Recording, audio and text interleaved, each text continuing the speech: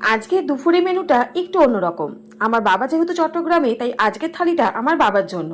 বছরে এক একটা দিন স্পেশাল অনুষ্ঠানে স্পেশাল মানুষের জন্য তার পছন্দের রান্না করলে দেখবেন নিজের মনটাই ভালো হয়ে যায়।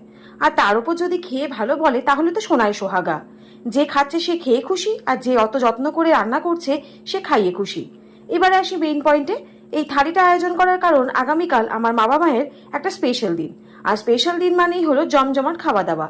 তাই এই বছর ঠিক করেছি একদিন বাবার পছন্দের মেনু হবে, আরেকদিন মায়ের পছন্দের মেনু হবে। যেরকম ভাবনা সেই মতন কাজটার। তবে এই থালি বানানোটা খুব সহজ কাজ ছিল না। প্রথমে মেনু ডিসাইড করতে গিয়ে কাল ঘাম ঝরে গেল, কারণ আমার বাবা অনেক কিছুই খেতে চায় না। যাই হোক, অনেক চিন্তা ভাবনা করে দেখে নিন আজকে দুপুরে থালিতে কি কি আছে। গরম ধোয়া ওঠা ভাত, স্যালাড, তার মধ্যে আছে শসা, টমেটো এবং পেঁয়াজ, চিংড়ি মাছ দিয়ে পুঁইশাকের ঘন্ট, লইটা শুটকি ভর্তা এবং পর্ক কারি। সবকটা আইটেম খেয়ে বললো আমি নাকি বেশ ভালোই রান্না শিখেছি।